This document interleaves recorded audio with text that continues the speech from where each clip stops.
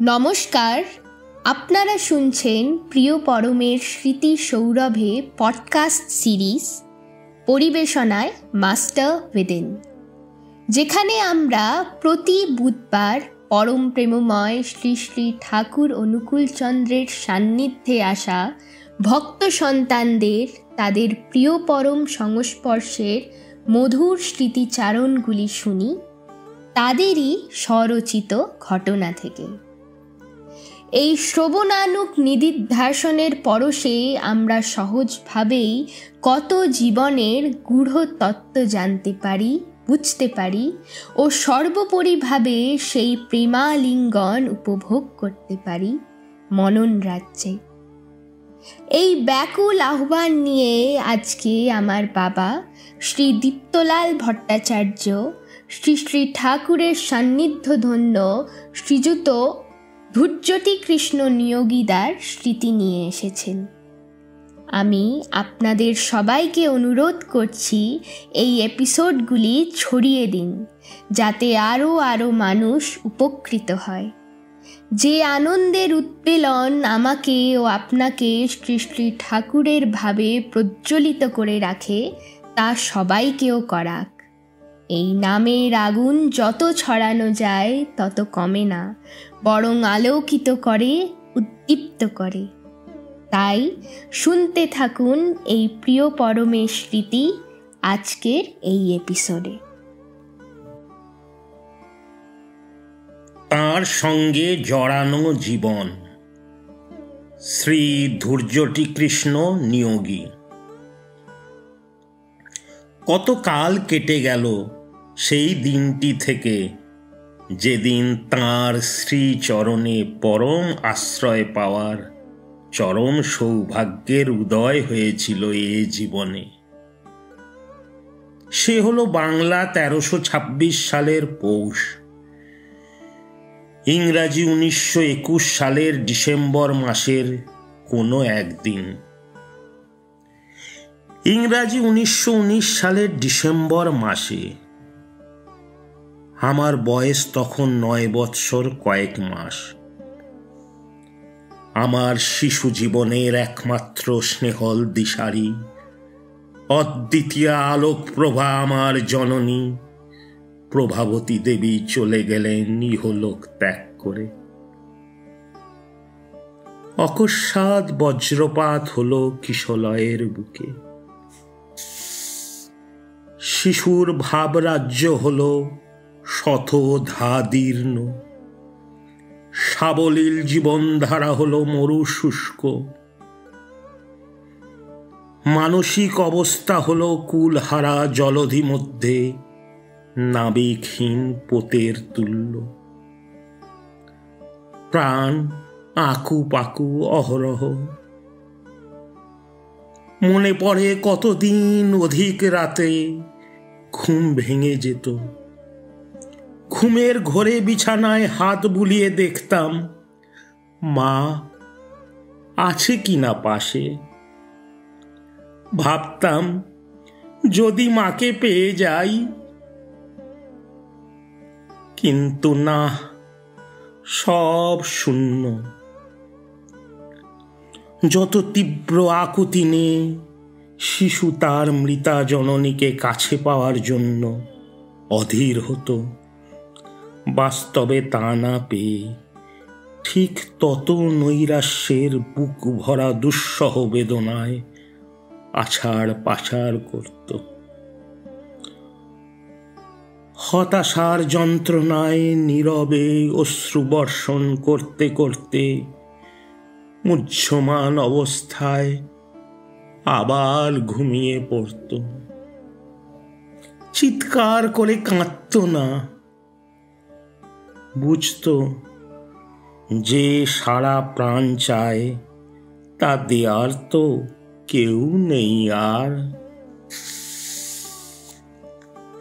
ঘুমের ঘোরে রাতের অন্ধকারে যে মায়ায় আচ্ছন্ন হয়ে মন মাকে পাশে পেতে চাইত, দিনের আলোয় জাগ্রত চেতনায় তার জাল ছিন্ন হলে সে বেশ বুঝত মাকে আর পাওয়া যাবে না, শত কান্নাতেও না, শত নীরব যন্ত্রণা ভোগেও না, কিছুতেই না।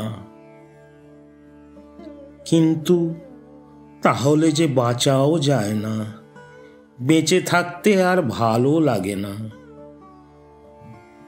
এমন করে কি আর থাকা যায়? কি করি? প্রাণ বাঁচানোর তাগিদেই শিশু চায়, যে আলো নিভে গেছে তারই সুপ্রতিস্থাপন, নয়তো নিঃশেষ হয়ে থাক তার এ জীবন। একদিন মনে পড়ল, মা একখানা বই পড়তেন, আর রোজই যখন তা পড়তেন সেটা পড়তে পড়তে তাঁর চোখের কোণা দিয়ে জল গড়িয়ে পড়ত। তা দেখে মাকে একদিন জিজ্ঞাসা করেছিলাম, মা, কাঁদছো কেন? উত্তর পেয়েছিলাম, না, কাঁদিনি বাবা, চোখে কি একটা পড়েছে, তাই চোখ দিয়ে জল পড়ছে। আসল কথাটা যে তিনি চাপা দিলেন তা বুঝলেও চুপ করে গেছিলাম সেদিন। কিন্তু এখন সেই আসল কথাটা জানার জন্য মনটা ব্যাকুল হয়ে পড়ল। সেই বইখানি একদিন খুঁজে বার করলাম, কিন্তু পড়তে গিয়ে কিছুই বুঝতে পারলাম না। মনে আছে, অক্ষর পড়তে পারলেও কোনো কোনো কথার অর্থ বুঝতে না পারায় বেশ ধাঁধা লেগেছিল। কাকে যেন জিজ্ঞাসা করে জানলাম বইটার নাম গীতা, তাতে ভগবান শ্রীকৃষ্ণের কথা আছে। আমার মায়ের প্রত্যহ গীতা পাঠ প্রসঙ্গে বলি যে, আমার পিতা স্বর্গীয় রামচন্দ্র নিয়োগী মহাশয় প্রত্যহ গীতা পাঠ না করে জল গ্রহণ করতেন না কোনো দিনও। আমার বিশ্বাস আমার মা তখন তার বয়স 26 বৎসর মাত্র, ওই কারণেই প্রত্যহ গীতা পাঠ করতেন।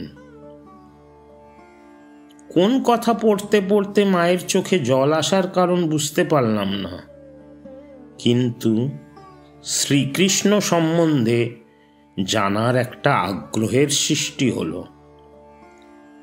এরপর এবং কিছুদিনের মধ্যেই হরিবংশ একখণ্ড পড়ার সুযোগ পেলাম। বইখানির যে অংশগুলো বুঝেছিলাম পড়ে খুবই ভালো লেগেছিল, এবং ভগবানই যে শ্রীকৃষ্ণ রূপে এসেছিলেন মানুষের মাঝে এ বিশ্বাসও হয়েছিল। এরপর মনে হতো, মাকে তো আর পাবো না, কিন্তু ভগবান শ্রীকৃষ্ণ হয়ে যেমন এসেছিলেন তেমনি আবার আসুন না। তিনি তো ইচ্ছা করলেই আসতে পারেন। আমার এত কষ্ট তো তিনি জানতে পারছেন, একবার আসবেন না?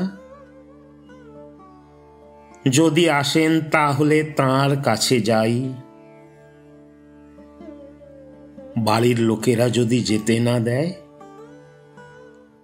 একটু বড় হলে চলে যাব, তাঁর কাছে থাকব। এই সব চিন্তা মাঝে মাঝেই উঠত মনে, এবং এক এক সময় কেমন অস্থির করে তুলত।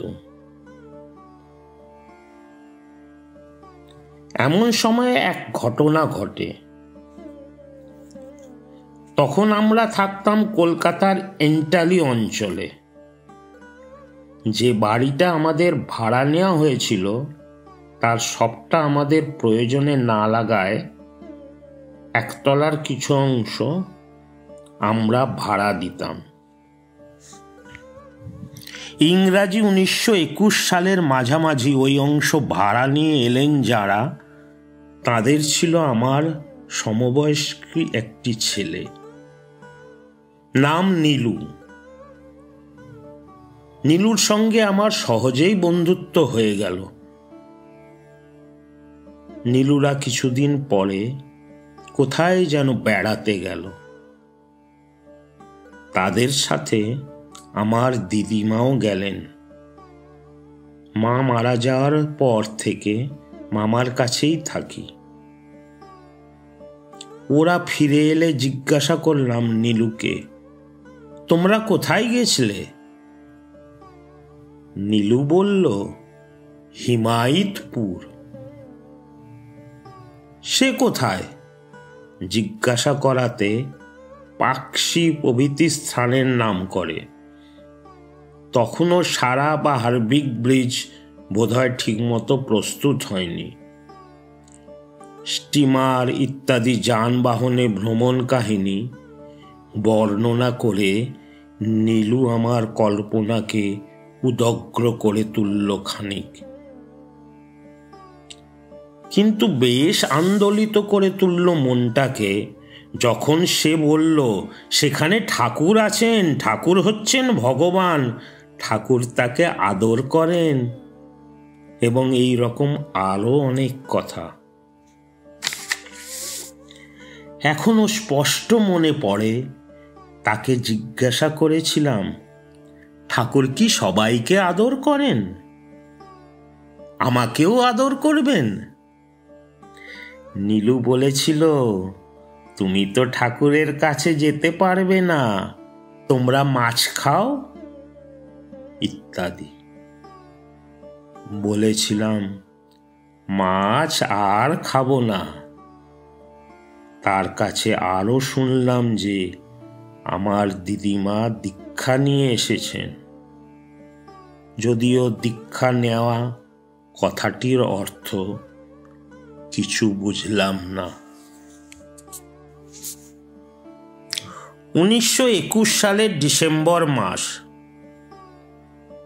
একদিন দেখি আমাদের বাসার একখানা ঘর ধোয়া মোছা হলো। তারপর নানা রকম ফল ও কিছু ফুল সেখানে রাখা হলো। দিদিমার কাছে জিজ্ঞাসা করে জানলাম, সেই দিন আমার মামা যতীন্দ্রনাথ মিত্র মহাশয় ও মামিমা দীক্ষা নেবেন। সেই জন্যই ওই সব ব্যবস্থা হচ্ছিল। সন্ধ্যা হয় এমন সময় একজন নতুন মানুষকে আসতে দেখলাম। বেশ হাসি হাসি মুখ, সকলের সঙ্গেই হাসি মুখে কথা বলছেন।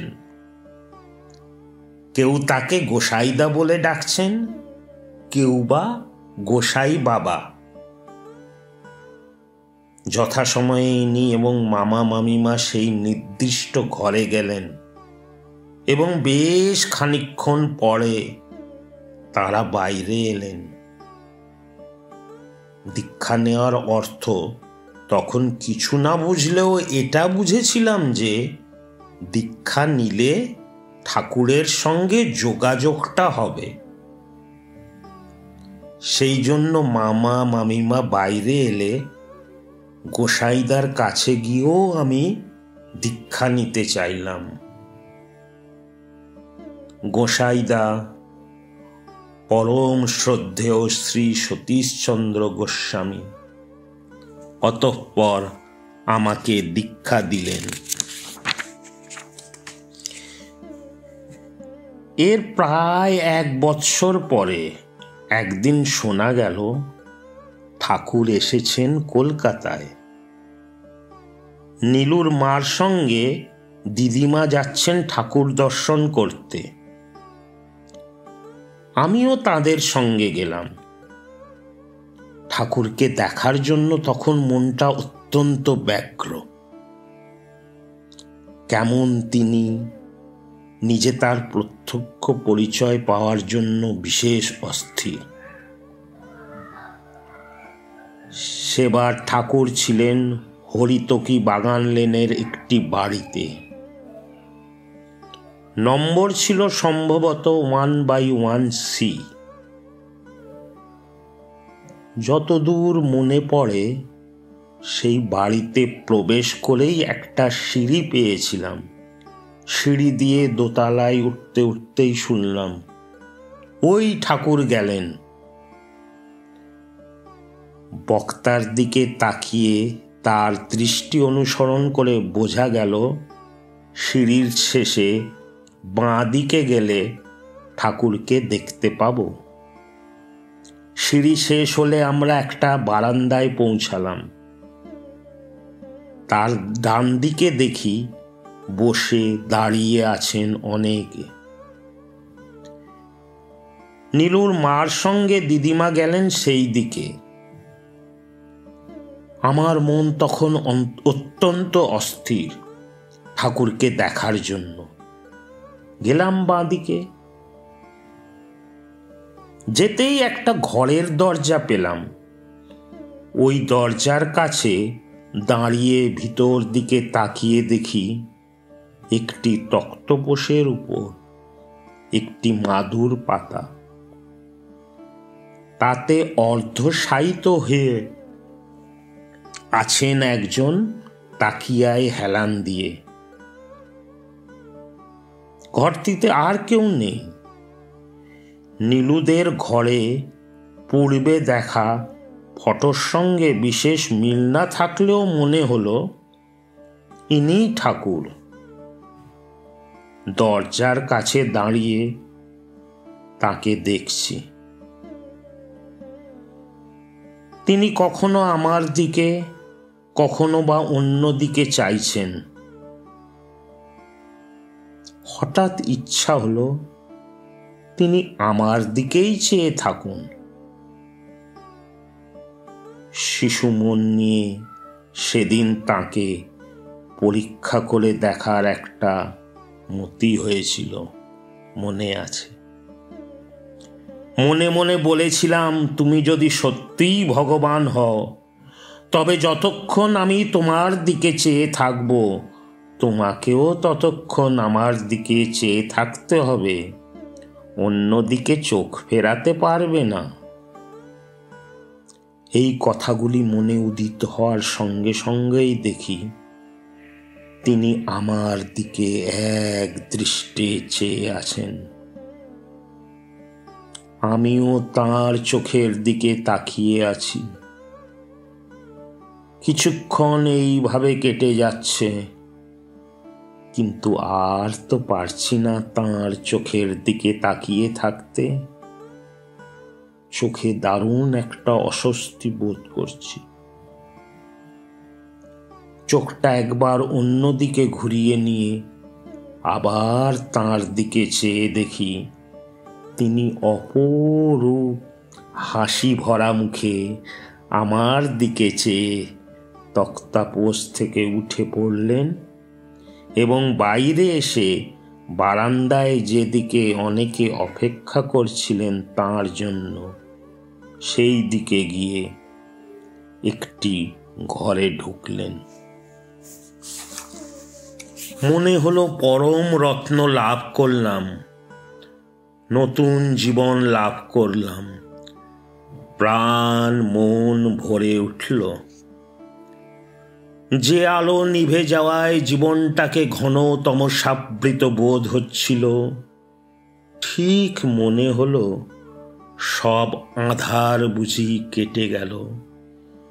সেই আলো যেন ফিরে পেয়েছি। মাকে ফিরে পাবার উপায় নেই, কিন্তু ভগবান, যার কথা মা প্রাণে গেঁথে গিয়েছিলেন তাঁর গানের ভিতর দিয়ে, তাকে তো পেয়েছি। মনের মধ্যে এই মহা ভরসা জাগল। একথা আমি বলতে চাই না যে তখনই আমার ঈশ্বর উপলব্ধি হয়ে গেছিল। তখন দূরে থাক, এখনই যে তা হয়েছে তাও ঘুণাক্ষরে বলছি না। এইমাত্র বলতে চাই যে মায়ের মৃত্যুর পর আমি যে দিশেহারা হয়ে পড়েছিলাম, সব সময় বিরাট এক শূন্যতা অনুভব করতাম।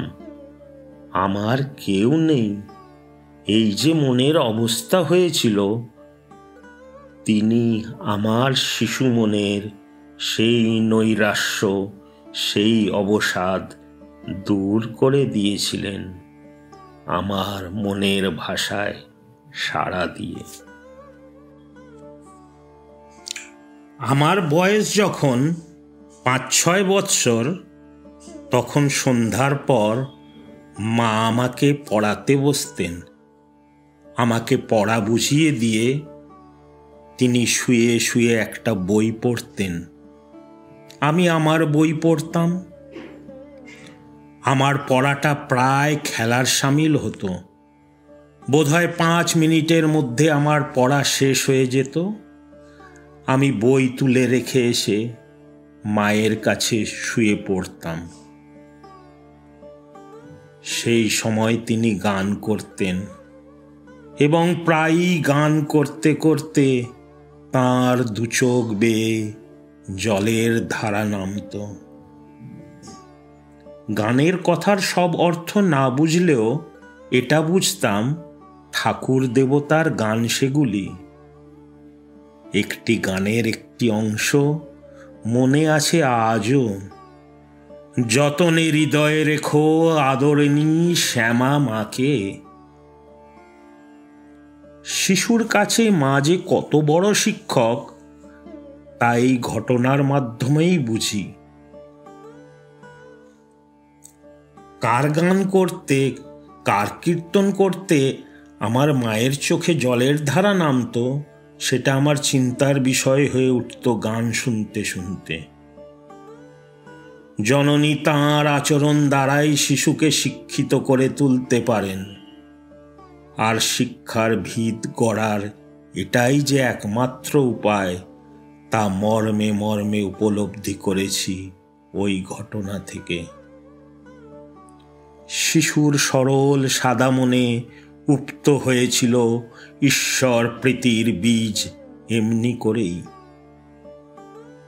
শিশুর সুকোমল হৃদয় ক্ষেত্রকে মাতা স্নেহ বাড়ি সিঞ্চনে ততোধিক কোমল এবং সরস করে ভক্তিসার সহযোগে ঈশ্বর প্রীতির যে বীজটি জননী তার অজ্ঞাত সারে বপন করেছিলেন মাতৃহারা শিশুর অন্তরে, সেই বীজটি অঙ্কুরিত হয়ে উঠল মাতৃচিন্তা উদ্গত অশ্রুসেচনে। মূর্ত ভগবানের জন্য ব্যাকুল হল সে। তাই বুঝি যে আমার মায়ের দয়াতে আমার মনে তাঁকে পাওয়ার ব্যাকুলতা জাগে। কিন্তু মানুষের অন্তরের কলুষ নাশ করে যেখানে অমৃত কলস স্থাপনের জন্য নরদেহে ধরার ধুলিতে অবতীর্ণ দুনিয়ার মালিক যদি অহৈতুক কৃপাবশত এই অকিঞ্চনের কাছে ধরা না দিতেন, আমার সাধ্য কি তাকে আমি চিনি, তার কাছে যাই? শিশুর মনের ভাষায় সাড়া দিয়ে তিনি যে ভগবান, এই বিশ্বাস শিশু অন্তঃকরণে প্রতিষ্ঠিত করে দিয়েছিলেন বলেই অগণিতবার অশেষ প্রকারে তাঁর অহৈতুক কৃপালাভ করে এ জীবন ধন্য হয়েছে। পরে এই বিষয় নিয়ে চিন্তার উদয় হয়েছে, আমি তার কে? আমার প্রতি তার এই করুণা কেন, কিসের জন্য? আত্মীয়, কুটুম্ব, প্রতিবেশীর প্রতি মানুষের কর্তব্য থাকে। আমি তো সে গণ্ডির মধ্যের কেউ নই। আমার দেশ বাঁকুড়া জেলায়, তাঁর পাবনায়। আবার আমার মতো আরও কত কত জনের সঙ্গেও তার ওই জাতীয় কোনো সম্পর্ক নেই, কিন্তু তারাও যার যেমন প্রয়োজন তাঁর কাছে তেমনি প্রাণ বাঁচানোর লওয়াজিমা পেয়েছেন, আর অবাক বিস্ময়ে ভেবেছেন ইনি কে। বসুধা যাঁর মাত্র কুটুম্বই নয়, নিজ অঙ্গ সম, তিনি কে? বাঙালি, বিহারি, কাবুলি, সিংহলি, ইংরেজ, আমেরিকান, ইটালীয়, ফরাসীয়, জার্মান, রুশীয়, অন্ধ, খঞ্জ, ধনী, নির্ধন, শিশু, বৃদ্ধ, পণ্ডিত, মূর্খ, অনাথ, সনাথ সকলের প্রতি সমান সহানুভূতিপূর্ণ এমন যে মানুষটি, ইনি কে? কারো কাছে তিনি পিতার মতো, আবার আর একজনের কাছে মাতার মতো, অন্য একজনের কাছে অভিন্ন হৃদয় সুহৃদ।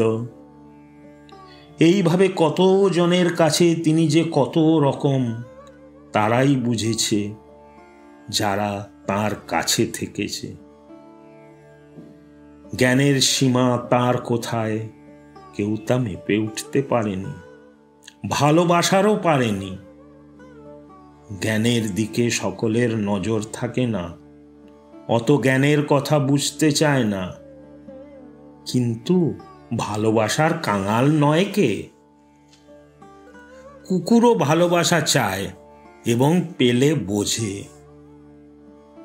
তাঁর সংস্পর্শে এসেছে যে, সেই তো তাঁর অমেয় এবং অমীয় ভালোবাসা পেয়েছে, এবং তাঁর স্বরূপ নির্ণয় করতে গিয়ে আর কিছু না বুঝলেও ইনি যে অহৈতুক কৃপা সিন্ধু তা বুঝেছে, এবং সর্বজীবের কল্যাণকামী, কল্যাণ বিধায়ক তাকে নররূপে অবতীর্ণ ঈশ্বর বলে ধারণা করেছে। ভালোবাসা তাঁর এত গভীর কে বোঝাবে?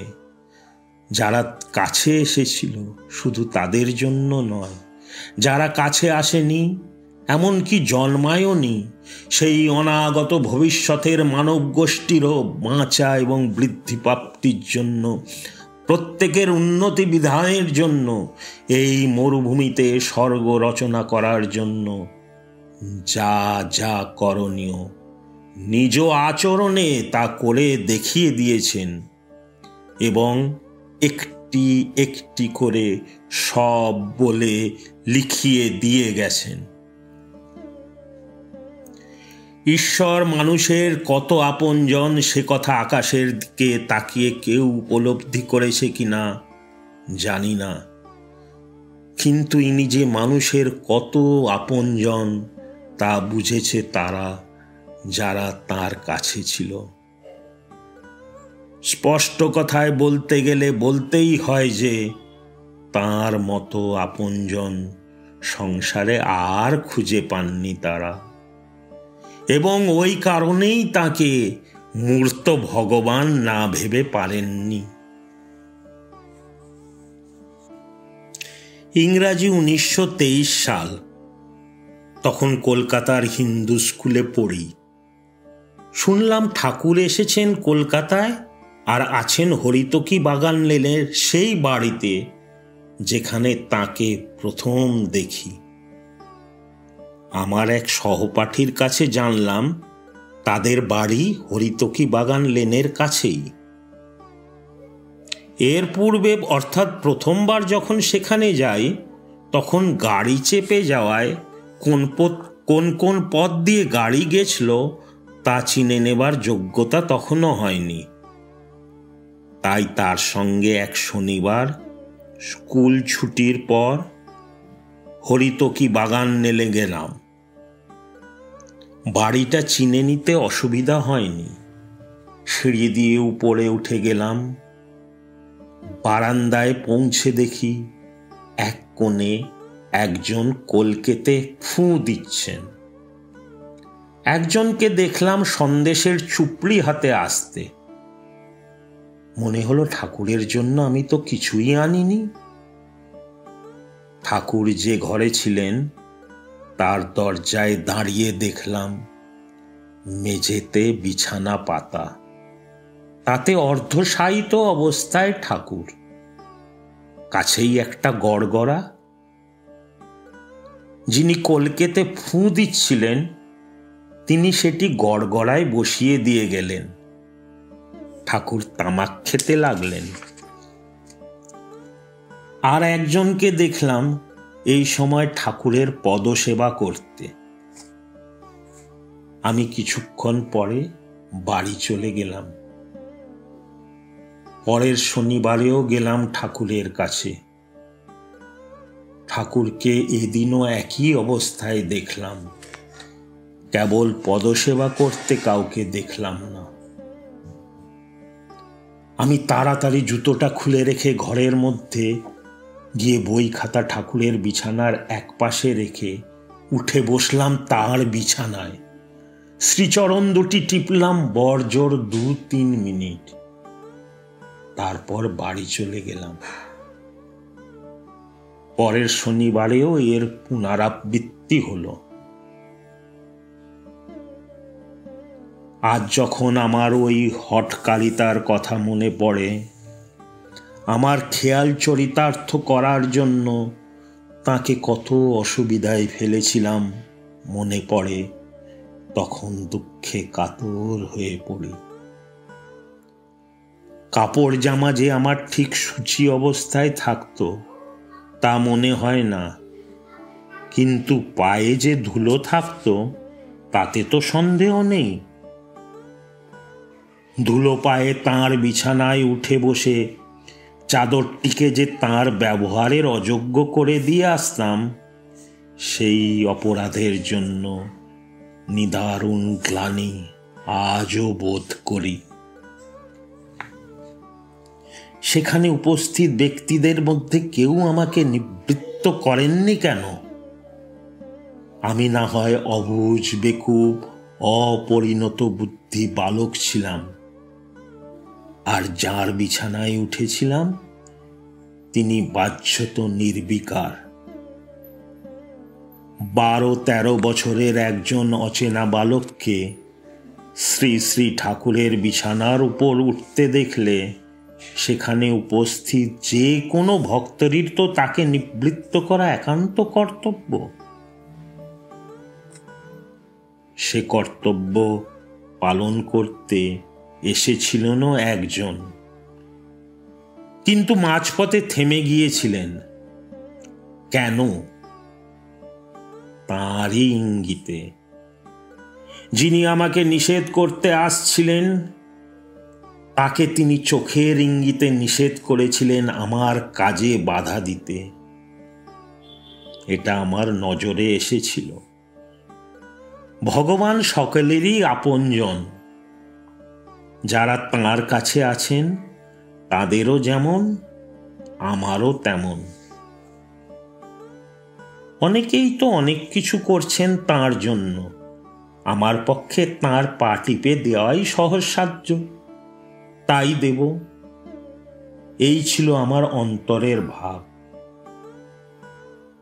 তাই অন্তর্যামী ভাবগ্রাহী জনার্দন যেমন প্রথম সাক্ষাতের দিন আমার মনের কথায় সাড়া দিয়ে আমাকে আকর্ষণ করেছিলেন, এই পা টিপে দেওয়ার ক্ষেত্রেও অনুরূপভাবে আমার অন্তরের চাওয়াটাকে প্রশ্রয় দিয়ে আমাকে পুনরায় আকর্ষণ করলেন।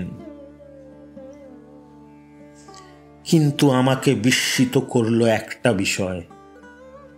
এই যে কয়েকদিন তাঁর এত কাছে গেলাম, তাঁর পা টিপলাম, তিনি কিন্তু একদিনও আমার সঙ্গে একটা কথা বললেন না, জিজ্ঞাসা করলেন না আমার নাম কি, কোথায় থাকি, কি পড়ি বা অন্য কোনো কথাই। তাহলেও তাকে আমার আপনজন বলে বেশ একটা বোধ হলো এই পা টিপে দেওয়ার সুযোগে। পরে দেখেছি আমার প্রতি তিনি কোনো বিশেষ পক্ষপাতিত্ব করেননি। সংসারে যেমন দেখা যায়, মা তার 5টি সন্তানের জন্য যার যেমন প্রয়োজন, যার যেমন শারীরিক অবস্থা এবং রুচি, তদনুযায়ী পৃথক পৃথক আহার্যের ব্যবস্থা করেন। তিনিও ঠিক তেমনি যারা তাঁর কাছে এসেছে তাদের প্রত্যেকের ভাব অনুযায়ী ভাগবত প্রেমে প্রত্যেককে উদ্বুদ্ধ করার জন্য যেখানে যেমন প্রয়োজন তা করতেন এবং তা করতে নিজেকে কখনো এতটুকু রেহাই দিতেন না। তবে ভগবান ও শয়তান, আলো ও অন্ধকার, সৎ ও অসৎ নিয়েই এই দুনিয়া। যার অসৎভাবে আবিষ্ট হয়ে প্রবৃত্ত চালিত পথে চলতেই এমন অভ্যস্ত হয়ে থাকে যে শয়তানের হাতছানিকেই পরম প্রেম বোধ করে, তারা তার অনন্ত প্রেমের মর্যাদা বোঝে না, বা প্রথমে তা বুঝে উল্লসিত হয়েও পরে তার মর্ম বুঝতে না পেরে তা উপেক্ষা করে। যারা তা করেনি তারা নিজেদের প্রবৃত্তিগুলিকে ক্রমশ শনাক্ত করেছে এবং অনন্তের পথে অমৃতের দিকে ধাবমান হয়েছে। যাক, একটা কথা আমার এবার বলার আছে। যে কোনো ব্যক্তিকেই আমি আহ্বান করতে পারি এই চিত্রটি কল্পনায় দেখতে। এক ভদ্রলোক মধ্যাহ্ন ভোজনের পর শুভ্র শয্যায় অর্ধশায়িত অবস্থায় বিশ্রাম গ্রহণ করছেন কিংবা তাম্রকূট সেবন করছেন। এমন সময় কোথা থেকে এসে জুটল আধময়লা কাপড় জামা পরা একটা 12-13 বছরের অজানা অচেনা ছেলে। পা ভর্তি ধুলো তার। এসে কারো সঙ্গে কোনো কথাবার্তা নেই, ধুলো পায়ে সেই দুগ্ধ ফেন ও নিভ শয্যায় উঠে বসে সেই ভদ্রলোকের পা টিপতে লাগলো। তাও কি তৃপ্তিপ্রদ রীতিতে? যা হোক তা হোক করে খানিকটা খামচি করতে লাগলো। এখন জিজ্ঞাস্য, এই অবস্থায় সেই ভদ্রলোক কি একটা কথাও ওই ছেলেটিকে বলবেন না? কোনো কথা জিজ্ঞাসা করবেন না? এও কি সম্ভব যে নীরবে তিনি তাঁর পায়ের উপর অত্যাচার করতে দেবেন একজন অচেনা ছেলেকে? এমন স্বভাব যার সঙ্গে অন্য কোনো মানুষেরই স্বভাবের মিল পাওয়া যায় না, তাকে দেখে তাঁর এক ভক্ত কবি হেমচন্দ্র মুখোপাধ্যায় সেই জন্যেই গান লিখেছিলেন, এসেছে মজার মানুষ, মানুষের সাথে তাঁর মিলে না, তাঁর চলা বলা হাসি খেলা যে দেখে আর বলে না, ইত্যাদি। আমি তো অবাকই হয়েছিলাম। অন্যের কি মনে হয় ওই ঘটনা শুনলে তা জানি না, কিন্তু অনুমান করি বিস্ময় উদ্রেক করবেই। সেখানে উপস্থিত অন্য লোকদের মধ্যে কেউ যে ওই ছেলেটার পরিচয় জানতে চাননি, তার কারণ যার পা টিপে দেয়া হচ্ছিল তিনি নিজেই তা অনুমোদন করেননি। তখন আর কারো কিছু বলার ছিল না। এখন ওই সব দেখে ওই ছেলেটার যদি মনে হয় যিনি কল্পতরুর মতো তার মনের বাসনা পূর্ণ করলেন এই দ্বিতীয়বার, তিনি নিশ্চয়ই অদ্বিতীয় সেই পুরুষ, তাতে আর ভুল নেই। তবে কি বড়ই ভুল হবে তার? এই সামান্য একটা ঘটনা থেকেই এক বিরাট সিদ্ধান্ত। সমুদ্রে স্নান করতে গিয়ে সমুদ্রের ঢেউ লেগে পাড়ে আছড়ে পড়তে হলো। সমুদ্রের গভীরে কি কি রত্ন আছে তা জানার সৌভাগ্য হলো না ঠিক, কিন্তু সেই ঢেউয়ের যে একটা বিশেষত্ব আছে যা পুকুর কিংবা অন্য জলাশয়ে নেই তা তো বোঝা গেল। আর জলের নোনা স্বাদটা, সমুদ্রের একটু পরশ পেয়ে সমুদ্র সম্বন্ধে কিছু তো জানা হলো। সবটা নাই বা হলো তখনই, আর যে পরিচয়টা পাওয়া গেল তা সমুদ্রেরই, অন্য কিছুর যে নয় তাও তো ঠিক। ছোট ছেলে দুধ খেতে খেতে দুধের স্বাদটা ঠিকই বোঝে, যদিও সে জানে না যে দুধ থেকেই ছানা হয়, দই হয়, ঘি হয়, আরও কত কিছু হয়। সময় হলে সে তা জানতে পারে, কিন্তু দুধের স্বাদ পাওয়ার পর আর কিছুকে দুধ বলে চালিয়ে দিতে গেলে স্বাদেই তার মালুম হয় সব। দুধের স্বাদ যে পেয়েছে সে কি আর ঘোল খেলে ভোলে?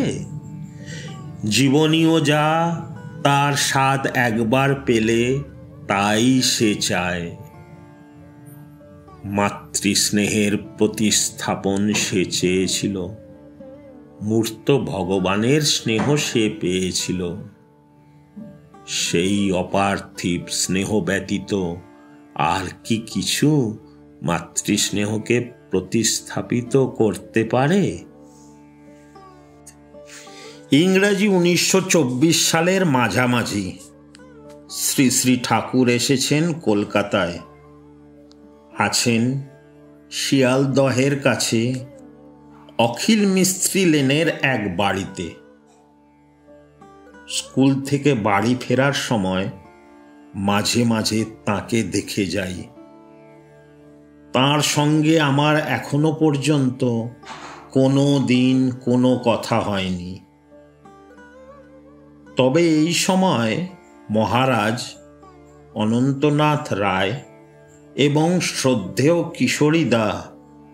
কিশোরীমোহন দাস আমার পরিচিত হয়েছিলেন। তাঁদের সঙ্গে দেখা হলে কিছু কথার বিনিময় হতো।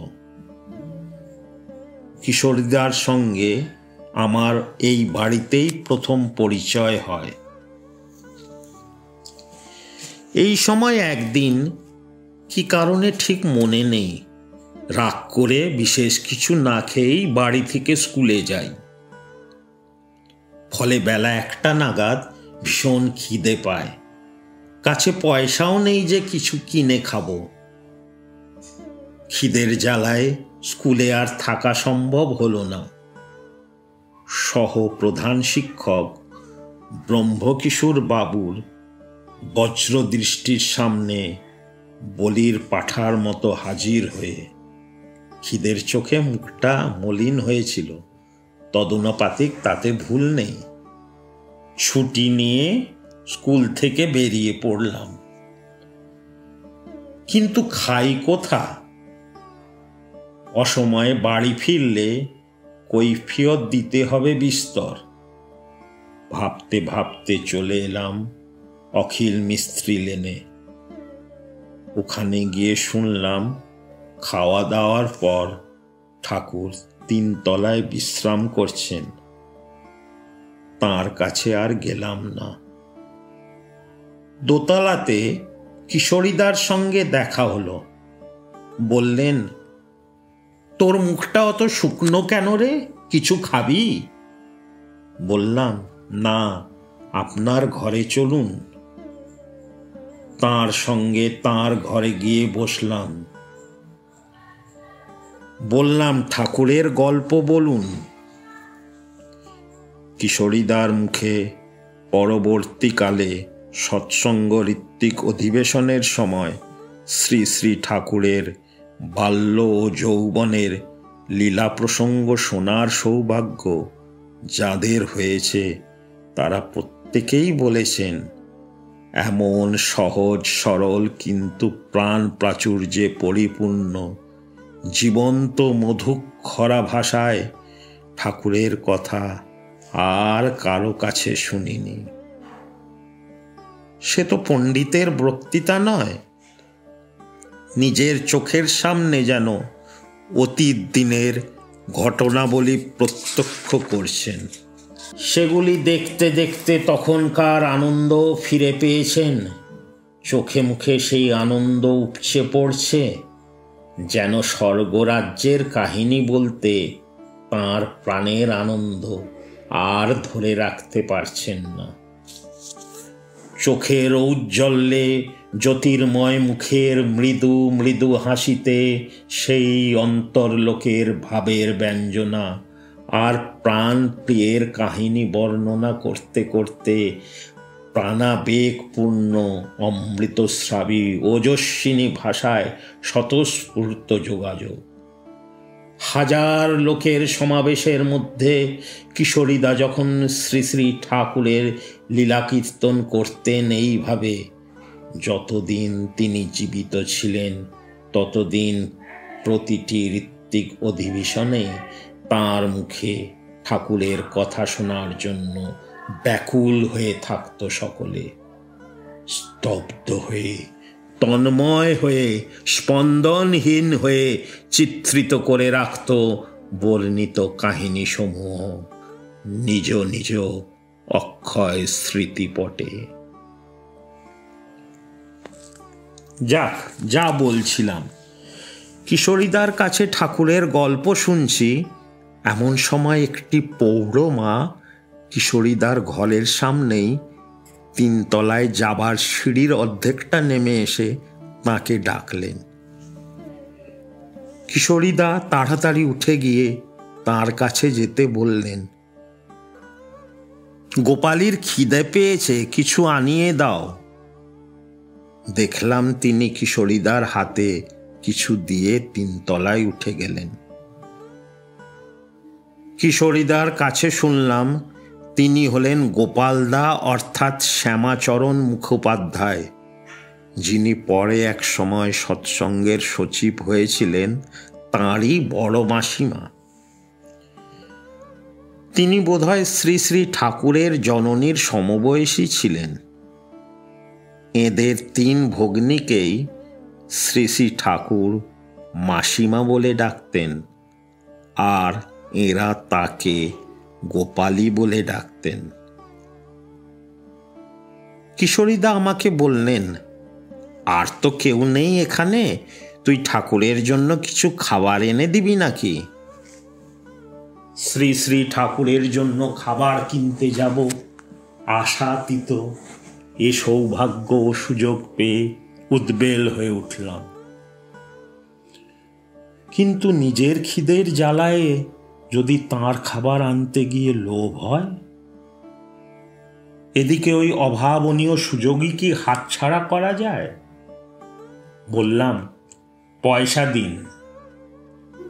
কিশোরীদা আমার হাতে একটা সিকি দিলেন। ছুটে চলে গেলাম। রাস্তায় এসে মনে হলো, কি খাবার কিনবো জিজ্ঞাসা করা তো হলো না। যাগ্গে পান্তুয়াই কিনে নিয়ে যাই। কিন্তু খাবারের দিকে তো তাকানো চলবে না, তাহলেই লোভ হবে। অথচ না তাকালে ঠিক মতো জিনিস দিল কিনা বুঝবই বা কি করে? এইসব ভাবতে ভাবতে পূর্বে পরিচিত একটা ভালো দোকানে গিয়ে উপস্থিত হলাম এবং সেখানে সদ্য প্রস্তুত ভালো পান্তুয়া পেয়ে মহানন্দে তাই কিনে নিয়ে গিয়ে কিশোরীদার হাতে দিলাম। তিনি সিঁড়ির কাছে গিয়ে মাসিমা বলে ডাকতেই মাসিমা নেমে এলেন এবং খাবারের ঠোঙাটা নিয়ে গেলেন।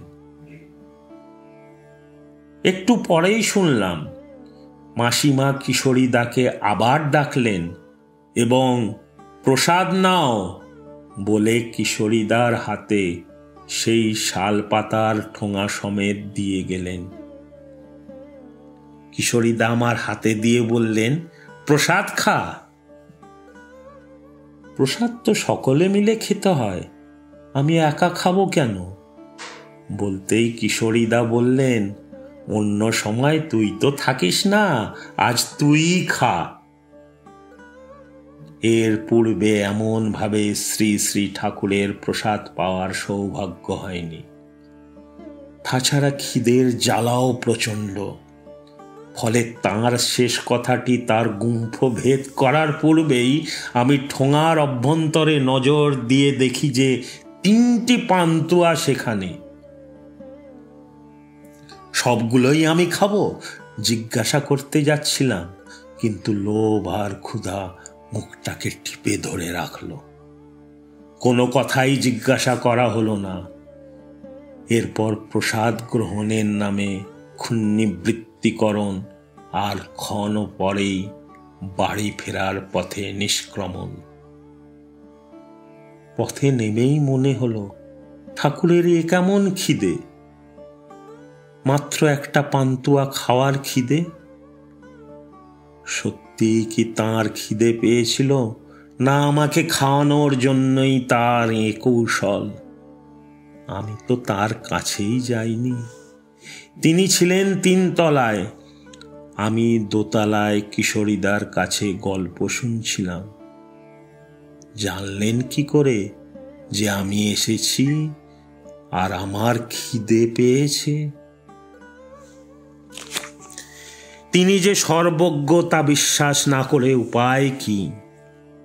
প্রথম সাক্ষাৎকালেই বুঝতে চেয়েছিলাম তিনি অন্তর্যামী ভগবান কিনা, কিন্তু কত শতবার কত রকমে তিনি জানিয়ে বুঝিয়ে দিয়েছেন তিনি সর্বজ্ঞ, কল্যাণকামী, বৈশিষ্ট্যপালী, পুরন পোষণী। তাই সহস্র সহস্র জনের মতো আমিও বোঝার সুযোগ পেয়েছি প্রেমময় তিনি একমেবাদ্বিতীয়ম। মানুষের প্রতি অহৈতুকী কৃপাবশত যুগে যুগে মানুষের হাত ধরে সৎ পথে অর্থাৎ বাঁচা ও বৃদ্ধি পাওয়ার পথে নিয়ে এসেছেন, এবং আরও এসেছেন সেই পথে চলার যুগানুকূল কায়দা হাতে কলমে শিখিয়ে দিতে। তিনি বলেছেন, কৃপা কথাটির অর্থ করে পাওয়া।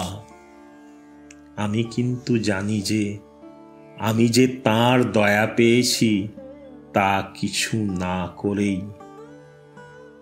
তাই তাঁর কৃপা অহৈতুকী। তবু এমনি আমার দুর্মতি যে অহং মদমত্ত হয়ে ভেবেছি আমি তাঁর মস্ত ভক্ত। যুক্তির তো অভাব হয় না। মানুষের হয় কে নয়, নয় কে হয় প্রমাণ করতে ভ্রান্ত অহং যুক্তি দেখিয়েছে। আমি তো তাঁর কাছে গিয়েছি, তাকে চেয়েছি, তবে আমি ভক্ত নই। কিন্তু সব সময় কি মনকে আঁখি ঠারা যায়? মন ধরিয়ে দিয়েছে জননীর দেয়া সুপ্ত প্রেরণার বশে আমি তাঁর কাছে গিয়েছি, এসেছি, আর তিনি দয়া করে আমাকে আকর্ষণ করেছেন। তিনি যদি তাঁর অন্তর্যামিত্বের, তাঁর সর্বগত্বের পরিচয় না দিতেন,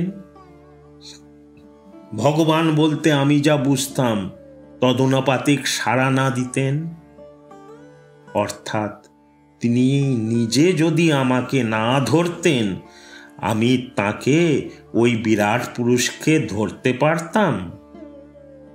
তাঁর অজস্র কৃপার কণা না পেলে তাকে চাইতাম? মায়ের অধিক স্নেহ বিতরণ করে তিনি আমার জীবন ধন্য করেছেন। লাখে লাখে লোক পেয়েছে তার কৃপা, ধন্য হয়েছে।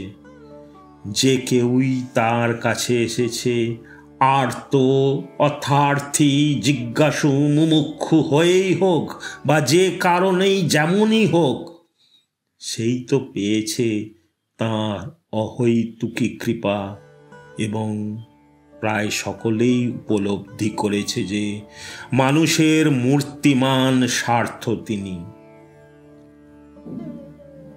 কিন্তু সে উপলব্ধি কতক্ষণ? যতক্ষণ তিনি মানুষের খেয়ালকুশি পরিতৃপ্ত করেছেন ততক্ষণ পর্যন্ত। আহা, এমন আর দেখা যায় না, এত ভালো আর হয় না, এমন আপনজন আর পাবো কোথায়? এই সব মিষ্টি ভাবরসে মনটা সরস হয়ে মনে হয় তিনি রসগোল্লা।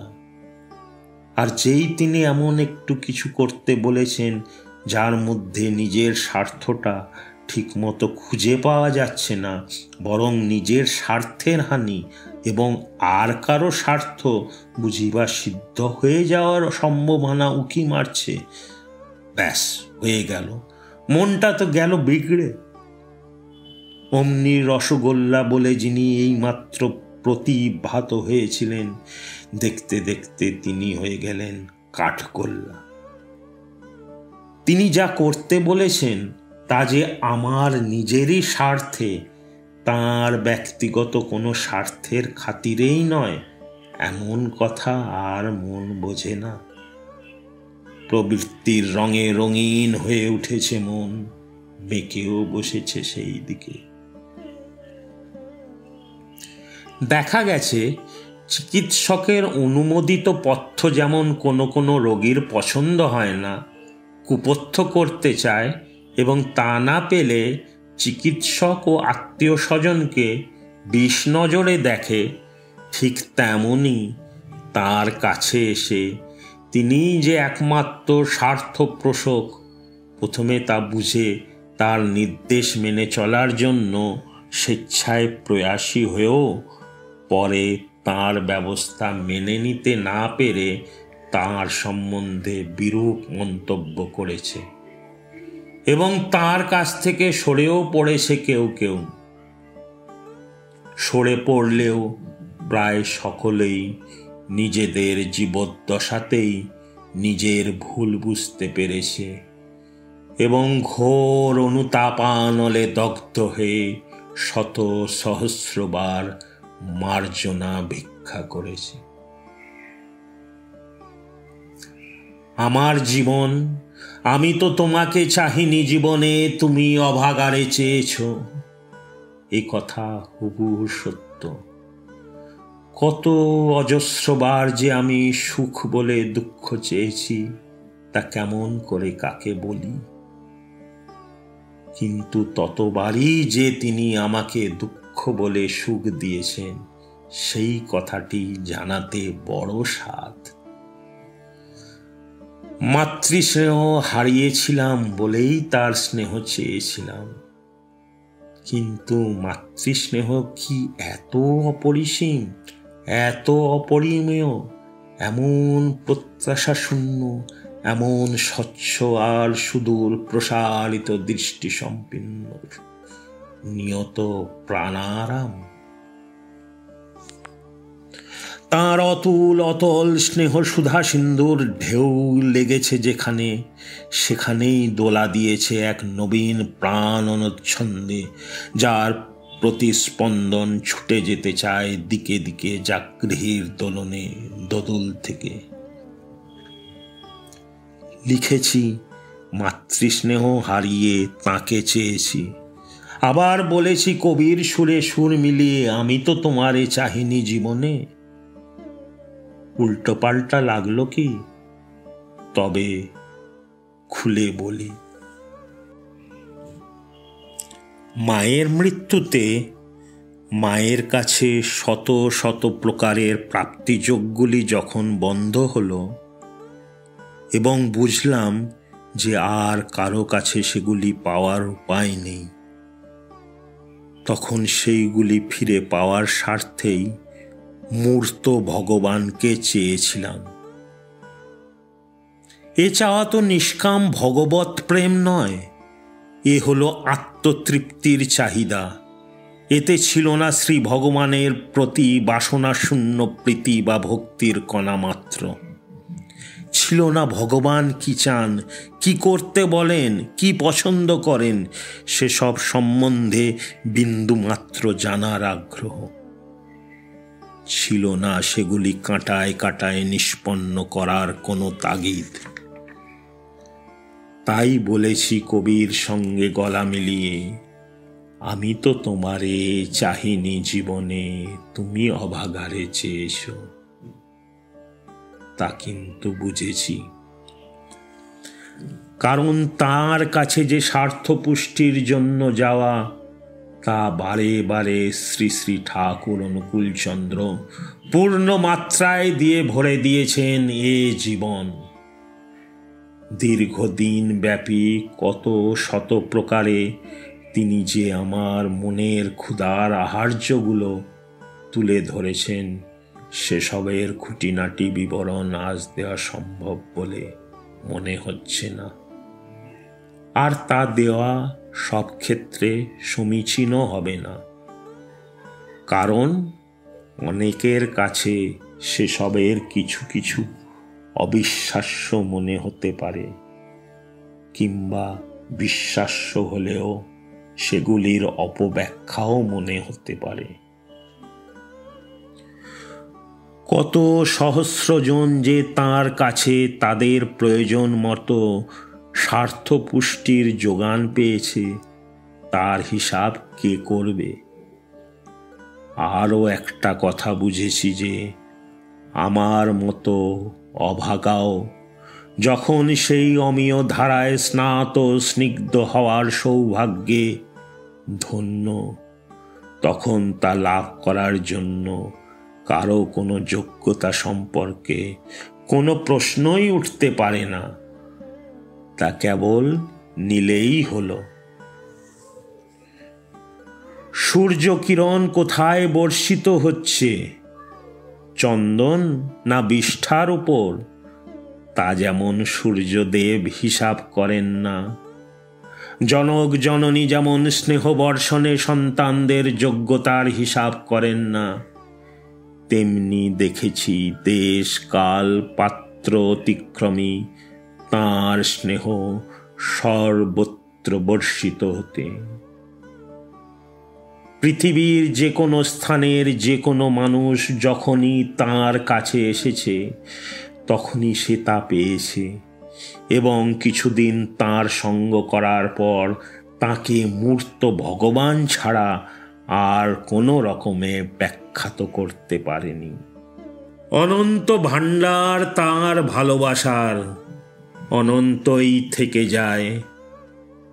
তা নিক না কেন যার যত খুশি প্রাণ ভরে, তা দেবার জন্যই তো তাঁর অবতরণ। নিল কই দুনিয়ার সবাই? প্রাণের দায়ে যারা এসেছিল তাঁর কাছে, হাম্বস্ত ভাবটা বুকে পুষে না রেখে তারা পেয়েছিল অমৃতের স্বাদ, এবং তা যে আর কোথাও পাওয়ার জন্যই, তাও তারা বুঝেছিল। আর পূর্ণস্য পূর্ণমাদায় পূর্ণমেবাবশিষ্যতে, infinity minus anything is equal to infinity, এই তত্ত্বেরও জীবন্ত প্রমাণ ও স্বরূপ তারা দেখেছিল। জয় গুরু। আপনারা শুনছিলেন প্রিয় পরমের স্মৃতি সৌরভে সিরিজ, পরিবেশনায় মাস্টার উইদিন। আজকের পর্ব শ্রীযুত ধূর্যটি কৃষ্ণ নিয়োগীদার লেখা তাঁর সঙ্গে জড়ানো জীবন। কেমন লাগলো আপনাদের আজকের স্মৃতিচারণ? আমাদের কমেন্টের মাধ্যমে অবশ্যই জানাবেন, আর আরও মানুষের সঙ্গে এই ভিডিওটা শেয়ার করে শ্রী শ্রী ঠাকুরের বার্তা পৌঁছে দেবেন। আমরা বিভিন্ন contents, podcast, video, live show ইত্যাদির মাধ্যমে সকলের কাছে শ্রী শ্রী ঠাকুরের জীবন ও আদর্শ অবিকৃতভাবে তুলে ধরার চেষ্টা করছি। আপনি যদি আমাদের এই ইষ্টস্বার্থ প্রতিষ্ঠার অভিযানে সহযোগিতা করতে চান, অবশ্যই আমাদের চ্যানেল মাস্টার উইদিন বেঙ্গলিকে সাবস্ক্রাইব করুন। আমাদের ফেসবুক পেজ ও হোয়াটসঅ্যাপ চ্যানেলও আছে, যেখানে আপনি আমাদের সকল পরিবেশনাগুলি সরাসরি পেয়ে যেতে পারেন। এই সকল পেজ ও চ্যানেলের লিঙ্কসগুলি আপনি ভিডিওটির ডিসক্রিপশন সেকশনে পেয়ে যাবেন। তাহলে দেখা হচ্ছে আবার আগামী বুধবার। আমরা চলে আসব আপনাদের কাছে শ্রী শ্রী ঠাকুরের আরেক ভক্ত অনুগামীর প্রিয় পরমের পরশ মাখা স্মৃতি নিয়ে। আমি পরম পিতার কাছে আপনাদের সকলের সুস্থ ও মঙ্গলময় জীবন প্রার্থনা করি। জয় গুরু, বন্দে পুরুষোত্তমম।